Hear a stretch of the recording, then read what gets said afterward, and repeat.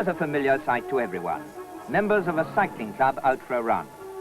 What a grand game it is, and the way to get the most fun out of it is to join a club. Everyone enjoys doing anything more if they do it well, and the best way to learn the finer points of riding, the essentials of style and position which make all the difference to the full enjoyment of this game, is in the friendly company of a cycling club.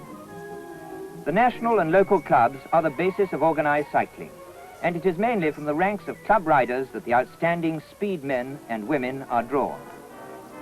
It's the clubman who knows the real joys of cycling. Come, echo the words, "All I ask, the heaven above and the road below me." For with a good cycle and gay companionship, the beauty of Britain is yours to see, and every road leads to health and happiness as your wheels whir merrily along. This is a sport for old and young alike, but there's one club that it takes a long time to get into. Let's go and see them at their annual summer meet held this year at Hampton Court. The Fellowship of Old-Time Cyclists. 38 members turned up, many of them over 80 years of age, with a lifetime of wheeling behind them, and a very happy reunion it was. First to arrive is A.J. Smith of Rumford, and he's greeted by G.A. Clark of London. Here's Sid Capener, who's ridden the 101 miles from Birmingham. He and other members are heartily greeted by Secretary Brereton Summers, with a general handshake all round. As well preserved as its owner, Ted Billing, is this 1927 machine, a beautiful specimen of cycle engineering of its day. While Sid Capener continues his chat with Secretary Summers, Ted Billing, 84 years old, President-elect, says hello to the retiring President, Fred May. Here's Jenny Walters, who under the old regulations in 1899 set up a 24-hour motor pace record of 634 miles, and it still stands. As these grand old-timers retire to the hostelry for lunch, doubtless to swap stories of many happy times of wheel, the toast is, the Fellowship. May you long continue to spin those wheels. Now let's go back to 1889, a year those old-timers can well remember as the year in which Walter Edlin manufactured a bicycle suitable for the first pneumatic tires. To his workshop in Belfast came Willie Hume, captain of the Belfast Cruisers Cycling Club, with an order for a new machine. Hume was interested in the new tires and had been to the inventor, John Boyd Dunlop, for permission to use them on his new racing bike.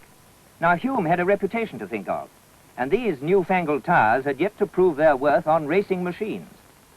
People said they'd blow up, they'd slip, and they wouldn't have any speed. Yet so convinced was Hume of their ultimate success that he persuaded Edlin to put them on his new bike. Was Hume right? Let's see what really happened. A great day in cycling history was the afternoon of the Belfast Queen's College Association, May the 18th, 1889. Everyone was in a state of excitement to see Mr. Dunlop's new contrivance. A strange-looking bicycle that didn't seem to touch the ground at all. Wind, if you please, pumped into rings round the wheels. It was a great start, with the Pride of Ireland getting away in fine style. And wonder of wonders, Hume was no more behind than the others were in front. And that's saying a lot, for none of them were backward and coming forward. Away they went, penny farthings and safeties, fighting it out neck and neck. And Hume coming into 5th place, going like the wind in his own wheels. What a race. The place was in a turmoil. Faster and faster they went, and still Hume kept going. Begorra, this was a race and no mistake. Lap after lap went by, and in the last lap, Willie Hume put on a sprint as though the devil himself was after him. Whoever thought such a marvel could happen? The bumps didn't seem to bother the wheels at all, and Hume taking the lead as easy as falling off a log. Only he didn't fall off. He came right down to the finishing line, and as they flashed past the winning post, the applause was terrific. And everybody wanted to look at the new contrivance that had made Willie Hume the darling of the ladies and the pride of Belfast. But many wheels have spun over many miles those days. So now let's see some of the highlights of cycling sport in the 1952 season. Here's Eileen Sheridan, held up by Monty Southall, all set to attempt that grueling record, the straightaway 100 miles. Choosing the Barnet-Norwich course, this small parcel of female atomic energy is smartly away to speed merrily down the Barnet bypass. The telephoto camera allows us an opportunity to admire her nifty pedaling action at close quarters as she revs steadily at 25s from a rather forward position well over the bracket. Just look at that rhythm. Eileen Sheridan showed her capacity for speed in her amateur days, and her record-breaking feats as a professional have been no less remarkable. Making excellent progress, Eileen takes a drink in the style of the accomplished time trialist she is, and gets on with the job of burning up the miles in the minimum of time, as confident and cheerful as ever.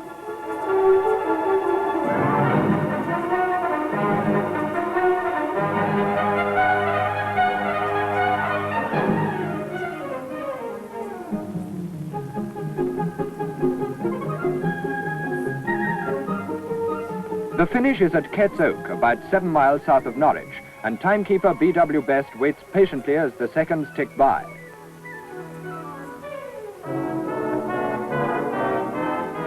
Here she is, in a flying sprint to complete 100 miles in the record time of 4:16:1, beating Marguerite Wilson's pre-war record by a comfortable margin. Manager Frank Southall is highly delighted, and it's a happy party that moves off to plan, no doubt, the next record attempt for this remarkable little lady from Coventry.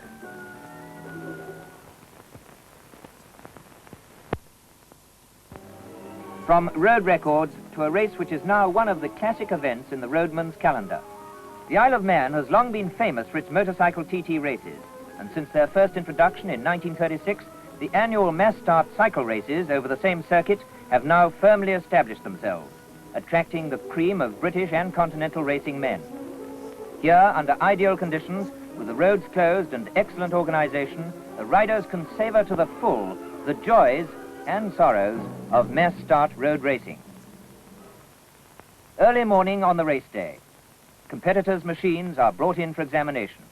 Among the first to arrive are Les Wilmot, England A team, Brian Pusey, England C, and Les Ingman of the Apollo Cycling Club, whilst race commissaires Frank Sleeman and Tom King of the Manx Viking Wheelers mark up their record sheets. Now here are the boys in quick succession.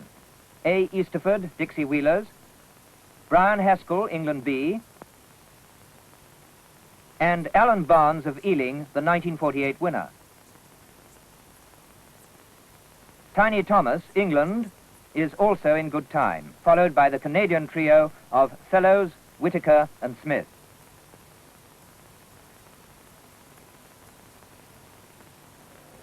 In the grandstand, prior to the start, race officials are presented to the governor of the island, Sir Geoffrey Bromett and Lady Bromett.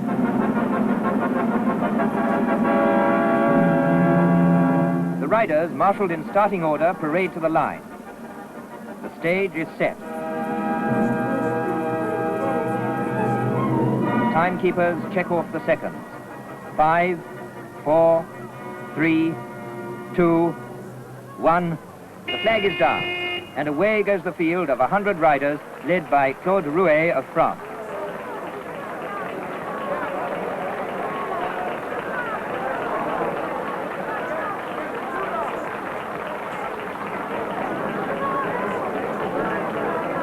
The dash down Bray Hill marks the beginning of 113 miles of grueling climbs, tortuous bends, and hair-raising downhill swoops.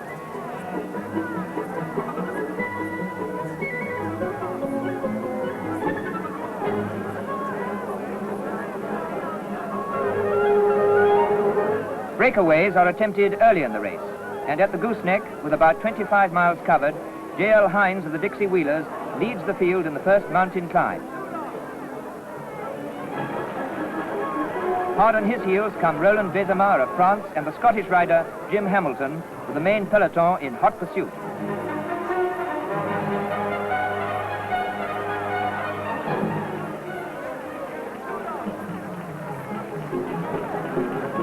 As the riders honk up the steep climb, the distinctive striped jerseys of the Ile-de-France Club, the ultimate team winners, are easily picked out in the pack.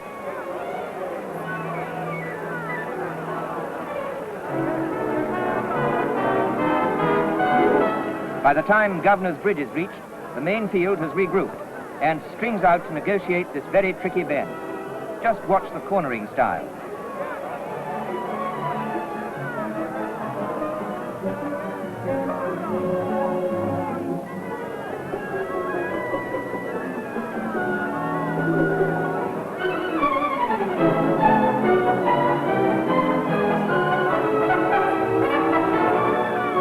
Here's the rest of the field, headed by T. Lovell of Coventry Meteor, and despite a spot of dodgy brakework, the last man just manages to get round.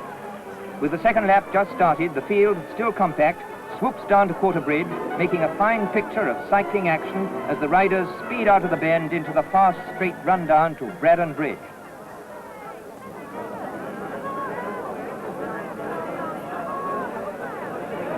At Ramsey Hairpin, they begin the grueling climb up the 1,400-foot mountain for the second time, and things are beginning to warm up in earnest. Tiny Thomas and Bob Maitland lead a breakaway group of some dozen riders, including Ewart and Reed of Ireland, Wilmot, England A, Bastianelli of France, Smets of Belgium, and Dick Bowes of England, into the second ascent of Snaefell.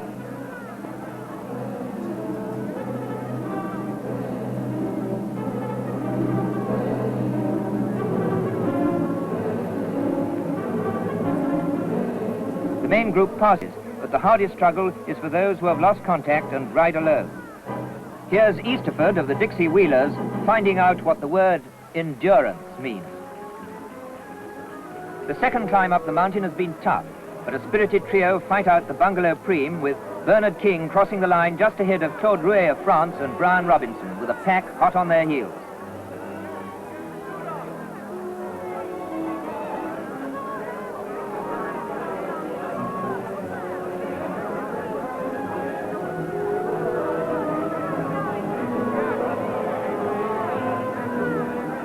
With 70-odd miles of hard riding in their legs, the field, now split into two main groups, swoops down Bray Hill on the third and final lap to face once again the apparently endless miles of this arduous circuit. The vital test of endurance, stamina, speed and real racing ability is now to be made.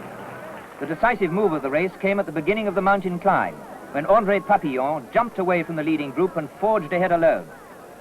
Here at the top of the mountain, we see in hot pursuit Claude Rouet, followed by Maitland and the Robinson brothers, but Papillon is now over a minute ahead. Here he comes, down to Craignabar at over 50 miles an hour, and barring accidents, he has the race in his pocket. He's round now and well away, and there's little hope for the chasing group led by Bob Maitland, for they're now well behind.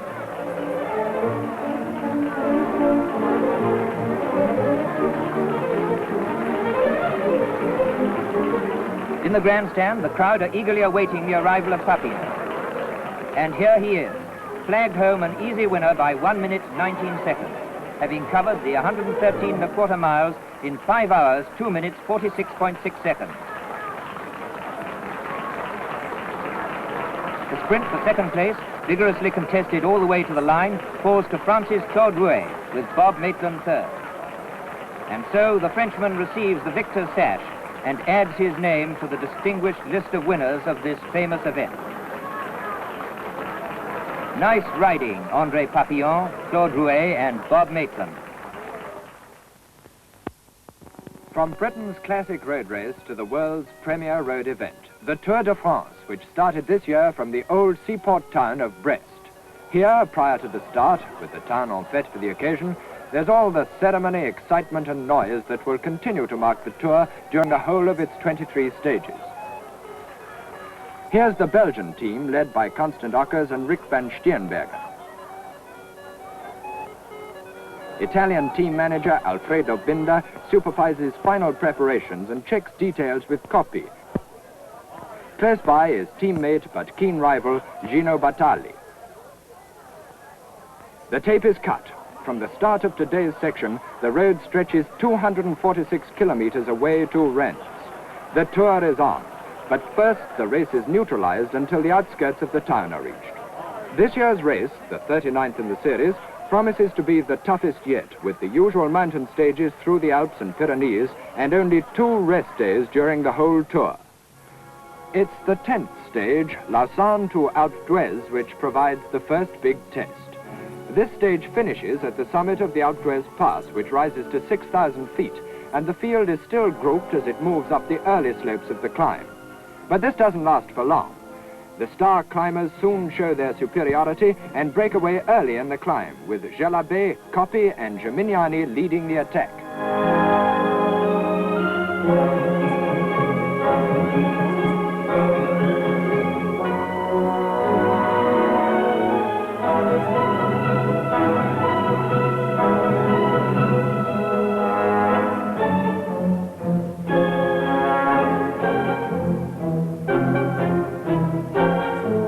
Coppi remorselessly piles on the pace, burning off the others one by one, Gimignani, Dotto, Ockers, Gelabé and Robic. Riding as strongly as ever, he finishes the stage 1 minute 20 seconds ahead of Robic to take the yellow jersey that distinguishes the leader in the general classification, a jersey he means to hold all the way to Paris. After a rest day, the field starts on the Bourg-Droissin to Sestriere stage, which takes the Tour across the border into Italy. This is one of the toughest stages of the race, with 3 mountain climbs, including the Col du Galibier, rising to 8,400 feet.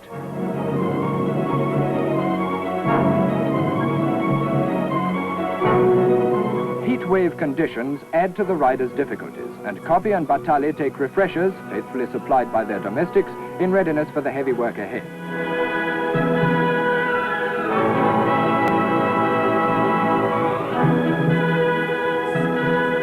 Coppi means to consolidate his position as maillot jaune and attack strongly on the Galibier climb, and again demonstrating his tremendous superiority, ultimately reaches the summit with a 2 minute 35 seconds lead.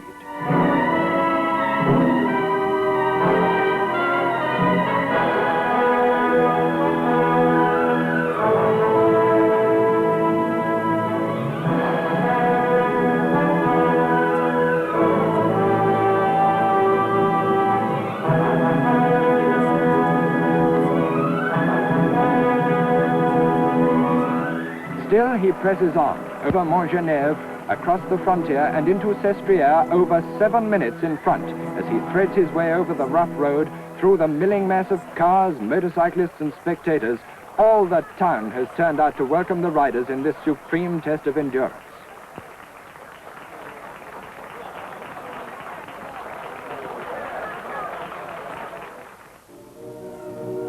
The 18th stage brings the Tour to the Pyrenees, and once again Coppi dominates the race as the riders climb the Col de Tourmalet above cloud level.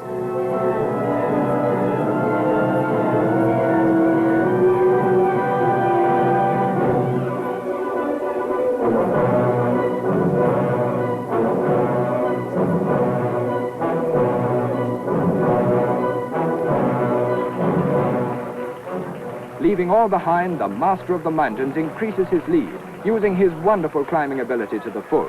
Robic and Gelabé climb forcefully, but they can't match the pace of the Italian. Not content with the climb through the Alps and the Pyrenees, the Tour, as a final test, takes a route through the Massif Central mountains on the homeward road to Paris. And here, the ascent of the Puy de Dôme witnesses one of the most dramatic incidents of the race. The stage from Limoges starts quietly enough, the main portion of the route being covered as a compact peloton, the riders content to ride at a steady pace through the blistering heat, well aware of the stiff climb ahead. In the early stages of the climb, Coppi leads Corriere, Gelabé and de Cribaldi.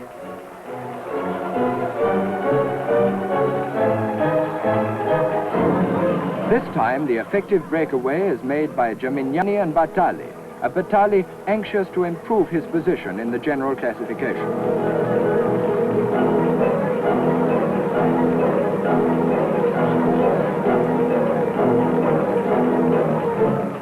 The big surprise comes, however, when they're caught by young Knowlton, the Dutch rider, who in his first tour shows remarkable climbing ability. Dropping his more experienced rivals, he puts all he knows into his effort with an almost certain stage win in prospect.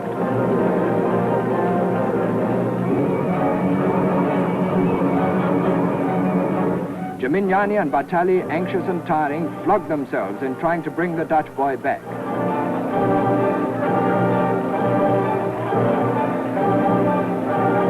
But word of the position has gone back to Coppi, here seen leading Nello Laredi and, as ever, controlling the action of the main peloton.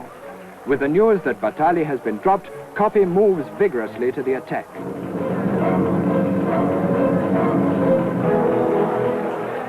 Away in front, Knowlton, in his forceful style, strains every muscle to maintain his advantage. But his terrific efforts are beginning to tell, and Coppi, dropping the peloton with less than 1,000 meters to the top of the climb, is in hot pursuit.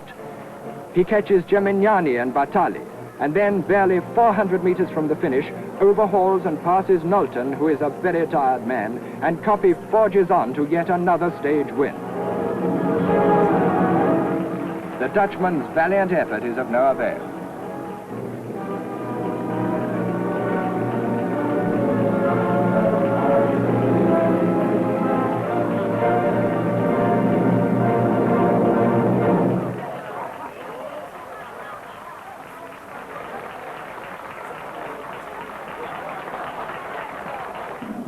The Tour has its traditional finish on the Parc des Princes track, and the main peloton, including the star riders, is now due. Here they come, in one spectacular surge onto the track for this final lap. The vigorous sprint goes to Stanokers of Belgium, who is second in the general classification, followed by Jean Robic and Gino Bartali. But positions are of little importance in this final stage. The race is already won. The real interest is to welcome the men who have made Tour history during the past weeks, and in particular, Fausto Coppi himself. Bartali is satisfied with a well-merited fourth place. But all eyes are for Coppi, who, after an affectionate meeting with his wife, makes his way to the rostrum to receive his final victor's bouquet and the congratulations of all.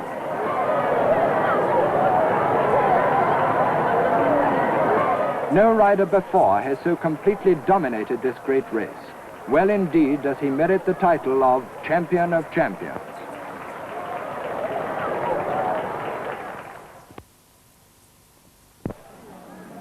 Let's turn now from road racing to track, to a typical track meeting in this country. All the leading riders feature in the program, and in spite of dull weather, a big crowd gathers. While Reg Harris, 3 times world professional sprint champion, has a chat, and Cyril Peacock, reigning British amateur sprint champion, waits for his call to go to the mark, we catch a glimpse of that grand old man of Manchester cycling, Jimmy Taylor. One of the main events of the afternoon is the final of the amateur sprint handicap, and the order of these top liners as they move away from the start is Shinty Gray and Lloyd Binch, Cyril Peacock, Mockridge of Australia, and Dutchman Heislandorf.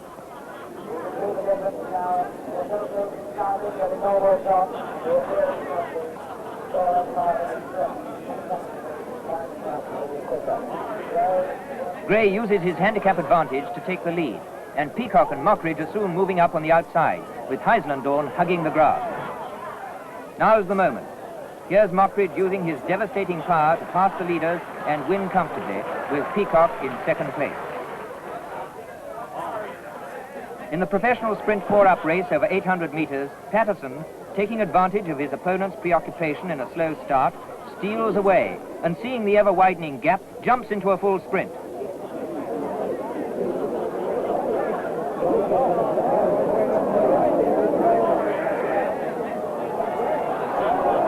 Can he hold the lead from such riders as Harris, Bardsley, and Belanger?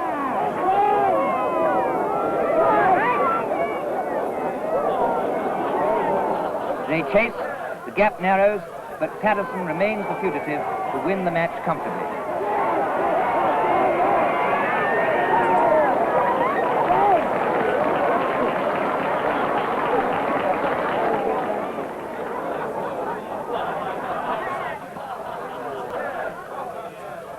The day is not entirely without charm, and the ladies appear in their handicap race.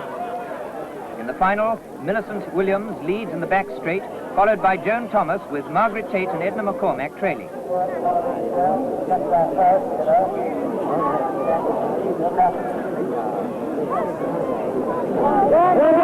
Shortly before the 2:20 mark, Joan makes her big effort, and with a long, strong sprint, battles it out with Millicent down the finishing straight to win in fine style by a clear lane. To round off the appearance of the professionals, an attack is made on the English quarter-mile flying start record, which stands at 24.2 seconds. And here we have the chance of seeing 2 champions going flat out. First to make this all-out effort is Sid Patterson, who, riding with characteristic verve and power, covers the distance in 25.4.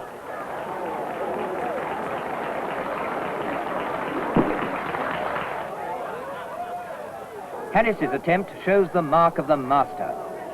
Swooping into the track edge, he unswervingly follows the sprinter's line and with a supreme effort clocks 24.3. A superb time under difficult weather conditions.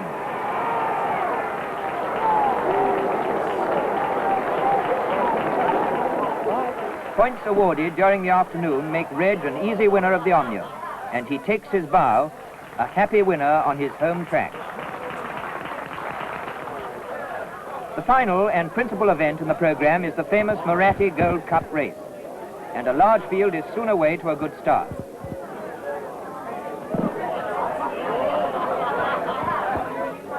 Lap scorer George Harper checks his boards for this 10-mile classic. During this race, the lead changes many times.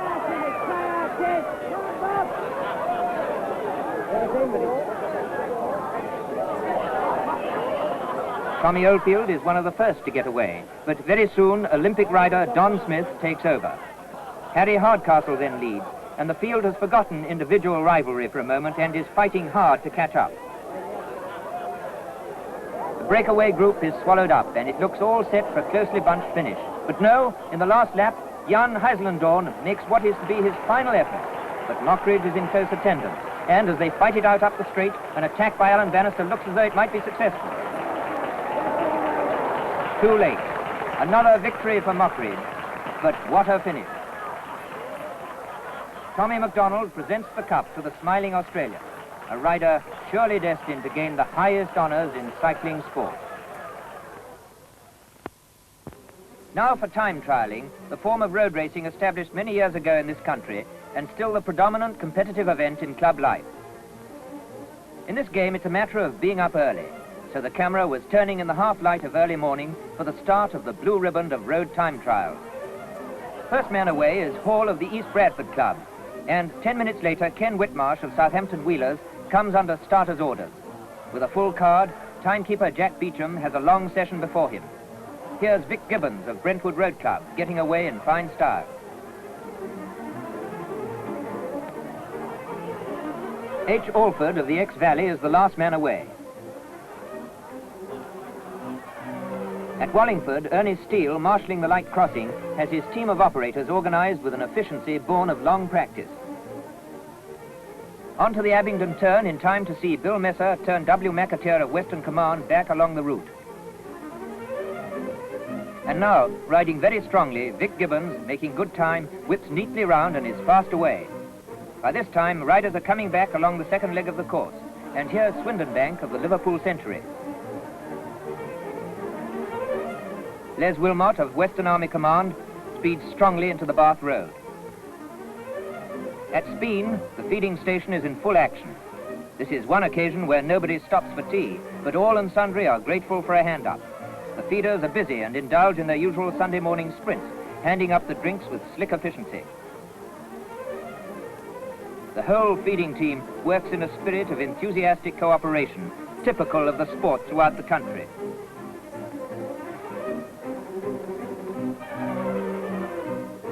With Newbury behind him, and on the last leg of the course, Vic Gibbons is positively burning up the miles with the ease and facility of obviously at the peak of his form. The usual enthusiastic crowd lines the finish to see the riders home. The news has gone round that Bill Kinghorn of Cheshire Road Club is doing a hot ride. And here he is, finishing with a personal best ever time of 4:12:50. But soon Vic Gibbons is reported approaching Pangbourne Lane, and he's obviously doing a storming time. He flashes over the line, definitely first in the record time for the event of 4:7:18. Well ridden, Vic. Ken Joy, British best all-rounder for the 4th successive year, didn't ride in the Bath 100, but still maintains his position as top boy in the time trial game.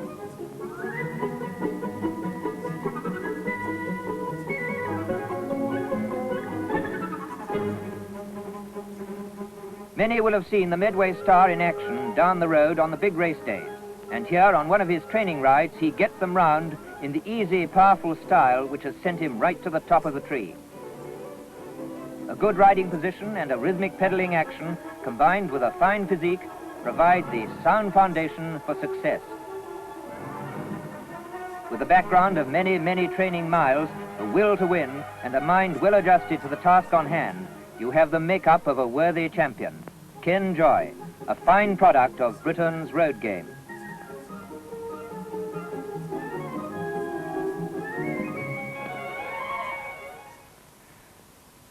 From the apparent tranquility of a road time trial, we now come to the hurly-burly of 6 days bicycle racing, one of the most exacting and exciting events in the field of competitive cycling sport.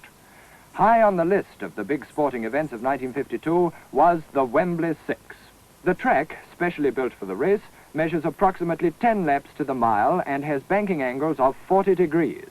Great care is necessary in forming the curved bankings from strips of specially selected timber. Every angle and joint must be perfectly formed.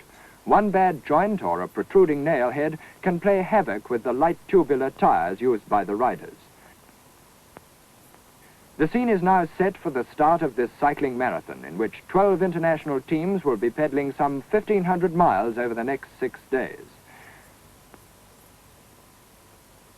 Prior to the race, each team rides an introductory lap. And here's Britain's Dave Ricketts and his Luxembourg teammate Lucien Gillen taking a bow. They're followed by Jean Roth and Armin van Buren of Switzerland. And the hot favourites, Alfred Strom and Roger Arnold of Australia, who were runners-up in the 1951 event. As starting time approaches, the officials take their places and the crowd eagerly await the starter's gun. At a minute past midnight precisely, the field's away, swinging into a fast pace and settling into the feel of the track before the first sprint series, which is soon in progress. One rider from each team must always be in the field. Reliefs are effected as the riders wish, and the spectacular changes are a feature of the race. Sower changes are most generally used, involving a vigorous push by the retiring rider on the back of his incoming partner. Here, Jean Roth, the Swiss rider, is all set to get back in the race and waits for a signal from partner Van Buren. Even after 3 days, the terrific pace is still being maintained, lap after lap, mile after mile, interspersed with special sprints, some for prizes offered by spectators, and some for the prime points, which will decide the race in the event of a tie on distance. Hour after hour, the interminable round goes on, with short relief spells at the cabins, but there's always time to crack a joke. Albert Briand and Alfred Strom seem to be enjoying life anyway. Sid Patterson of Australia has a massage, while happy-go-lucky Henk Lackerman enjoys a cup of tea, and Lug Gillen and Rigoni prepare to re-enter the fray.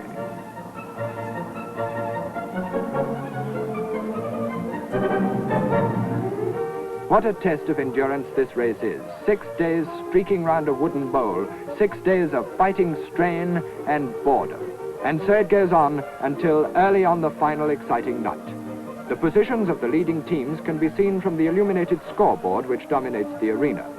The race is fast reaching a climax, and with the leading teams, Strom and Arnold, and Rigoni and Teruzzi level on distance, there's an all-out endeavour to build up all-important sprint points, or better still, to gain the vital lap lead which will put the issue beyond doubt. Sprint follows sprint in the final period, and with the teams marking each other closely, it's far from easy to break away. But suddenly, with a flashing change and an inspired sprint, Alf Strom and Roger Arnold make the all-important lap gain, and despite combined attacks in the last hour, the Aussies hang on to their slender lead. The riders are at full pressure, the jam is on, and there's no time to leave the track.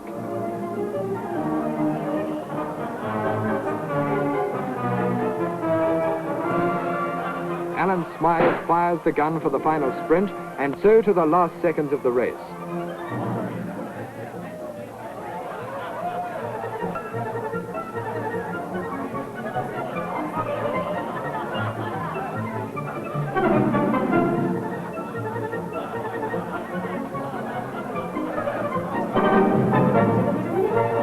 With the warning lamp showing 2 laps and then 1 lap to go, comes the last thrilling dash for the line. And with the Australian boys holding their lead, the race is won.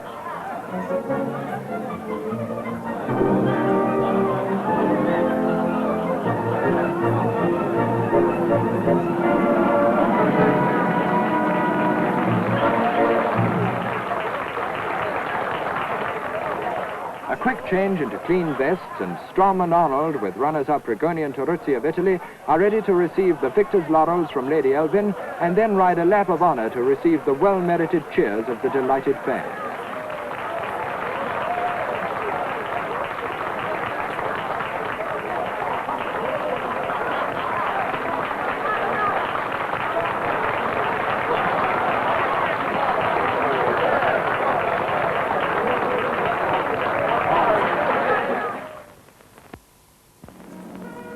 Champion of the world, a title we must all have possessed in our dreams at some time or another, no matter in what sphere our sporting activities have taken us. The 1952 World Cycling Championships were held at the Parc des Princes track in Paris, and there was some brilliant riding by British and Australian riders. Cyril Peacock in particular excelled himself. Here Peacock, in the light jersey, is riding his semi-final against Saki, the reigning champion, and Cox of Australia.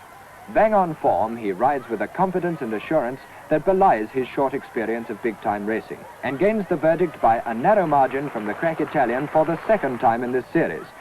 The three-up formula leads to some surprising results, not the least of these being the eclipse of Russell Mockridge, rated as one of the favourites for the amateur title. In this semi-final, the Australian finds the Italian pair, Moratini and Pinarello, in the dark jerseys, too much even for a rider of his class, and he can only finish second.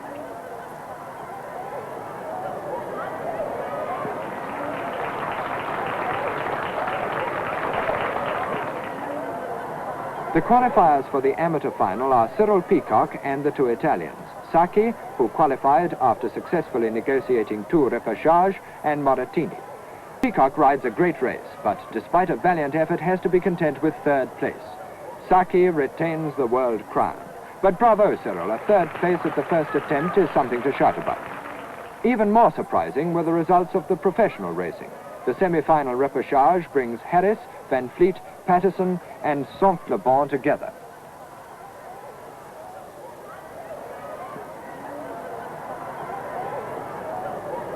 Saint-Flebon, using a big gear, takes a flyer off the banking into the back straight, and the intense rivalry that has developed between Harris and Van Fleet during the series results in another tough ride for Reg, the Frenchman riding through to a totally unexpected victory.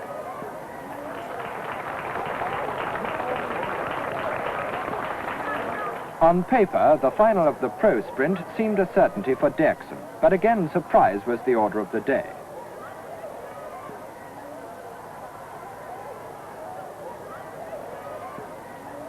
Plattner, taking advantage of Derksen's preoccupation with Saint-Flebon around the banking, sits into the last corner and with a clear run up the straight takes the title whilst his rivals continue their struggle right up to the line. World Amateur Champion in 1946, Oscar Plattner now holds the pro title. Alan Newton, in the light jersey, riding in the semi-final of the amateur pursuit event, was another British rider to cover himself with glory in his first World Championship. Here's Nino De Rossi making his customary fast start on the opposite side of the track, and one of the toughest races of the whole series is on.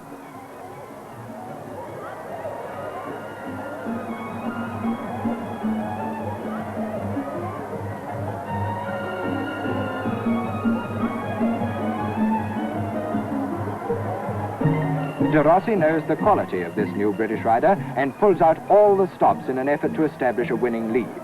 Losing ground in the early stages, Alan is nearly 25 meters down as he comes into the final lap, but with an amazing burst of speed gains rapidly on the Italian, only failing to catch him by a mere 5 meters. A wonderful ride.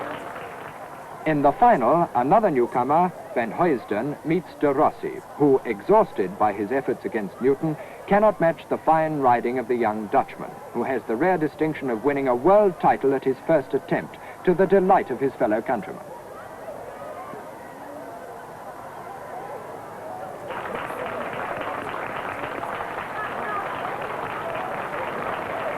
The Professional Pursuit Championship witnessed a contest between two strikingly dissimilar personalities. Cheerful, happy-go-lucky Sid Patterson in white is matched in the final against the serious, poker-faced Italian Bevilacqua, who's out for a third consecutive win. It's a contest of contrasting styles as well as temperaments. Patterson, the sprinter pursuiter, against Bevilacqua, the roadman pursuiter.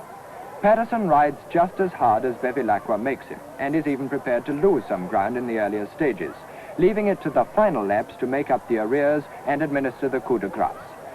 There can be no more popular winner of the rainbow jersey, his third to date, than Sid Patterson, the man who laughs his way to world titles. The demi-fond or motor-paced events still draw the biggest crowds on the continent. And here, with no British riders taking part, the battle is fought between number 10, Adolf Verschuren of Belgium and number 1, Walter Lohmann of Germany. It's a tough, hard game with a thrill a minute as the riders launch attack after attack on the leader. There's a wonderful understanding between pacer and follower, and the skill of the pacers is often the deciding factor in the result of the race. High-speed motor pacing is a dangerous game, but these skillful exponents of this form of cycle racing give the crowd just what they want: speed, noise, excitement, and superb bike riding. Verschuren wins this race, one of the most thrilling spectacles in the world of sport. To represent your country in the Olympic Games must be the ideal of all amateur athletes. And here's the British Olympic cycling team leaving Bovingdon Aerodrome for Helsinki. They went well aware of the strength of the opposition, but with full confidence in their ability to put up creditable performances on behalf of the country they'd been chosen to represent. This they did in full measure.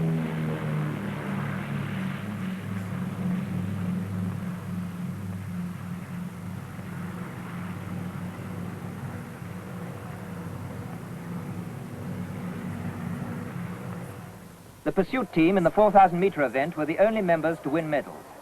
As losers in their semi-final, the British team ride against France, and Alan Newton, Don Burgess, Ron Breton and George Newbery are all out for that bronze medal.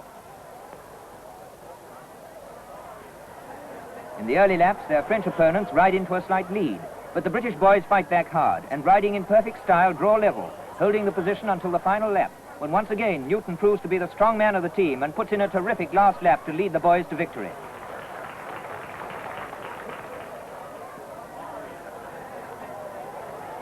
In the 1,000-metre time trial, Don McKellow, after a magnificent ride, unfortunately only gets 5th place, Mockridge taking the gold medal. The road team were unfortunate in losing their captain, Dick Bowes, in a training spin accident, and the British representatives are Graham Vines, Brian and Desmond Robinson and Les Ingman. The British team rides strongly and well, but the pace is too hot. The British boys just can't match the speed of the opposition. Ingman, despite a gallant effort, is forced to retire, and the Robinson brothers finish 12 minutes after the winner to take the 26th and 27th places, whilst Vines, further behind, comes in number 31. André Noyel of Belgium taking the honours by a comfortable margin. In the tandem event, Alan Bannister, who rode in the 1948 Olympics with Reg Harris, has Les Wilson for steersman, and they ride their first round against the Finnish pair, Linomar Nieminen.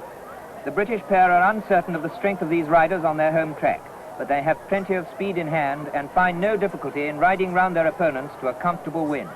But their progress is halted later by the South Africans Robinson and Chardelot, who beat them in the quarter-final.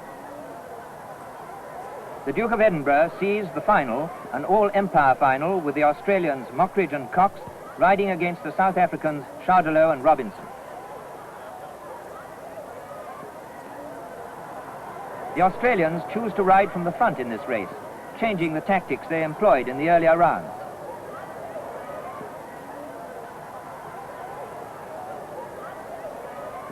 In the back straight on the final lap, Robinson and Chardelot make their attack. And what a race it is as the flying tandems fight it out, all the way around the banking and down the finishing straight, the verdict going to Mockridge and Cox by the narrowest of margins.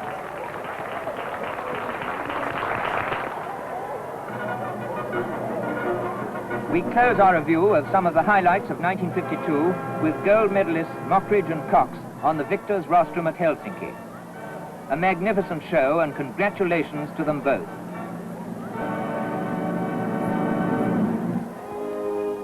And now, club members and cyclists of all ages, we've shown you some of the best exponents of the game, the men and women who make the headlines. But we end where we started, the club run, the foundation of all that's best in this grand sport. Au revoir, and long may you continue to spin the wheel.